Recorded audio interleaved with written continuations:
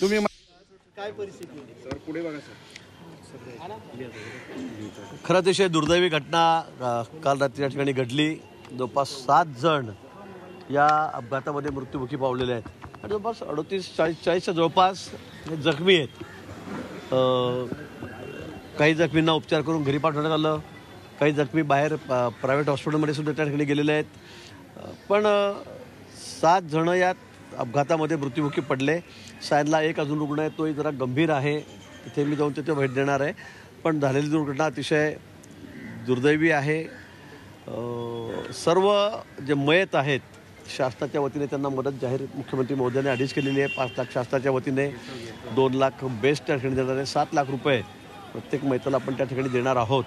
पण मी पुन्हा सांगेल की अतिशय दुर्दैवी अशी दुःखद अशी घटना ही या ठिकाणी घडलेली आहे. टेंडरिंग सिस्टीमवरती प्रशासन उपस्थित झाले. 10 दिवस झाले होते त्यांना जॉईन होऊन. हेवी व्हेकलचा अनुभव नव्हता तरी त्याच्याकडे बस देण्यात आली. कोण जबाबदार आहे हे सरकार सिरियस कॉग्निझन्स निश्चित त्याच्या संदर्भामध्ये गांभीर्याने सरकारने दखल घेतलेली आहे. ड्रायव्हर त्याचं सर्व मेडिकल झाली, तो कुठेही नशेमध्ये नव्हता, कुठे दारू प्यायला नव्हता, पण ट्रेनिंग होऊन आला आणि त्याच्या हातात बस देण्यात आलेली होती. हे खरं आहे. इलेक्ट्रिक बस होती, ॲटोमॅटिक होती, त्यामुळे त्याला मला असं वाटतं की त्याचा जजमेंट आला नाही. त्याला गेअरची गाडी चालवायची सवय तसं म्हणतो आणि म्हणून मला वाटतं ही घटना घडलेली आहे. पण निश्चित या बाबतीमध्ये 10 दिवसाचा PC त्याला मिळालेला आहे, पोलीस कस्टडी मिळालेली आहे. या संदर्भामध्ये पोलीसही अधिक तपास करतायत.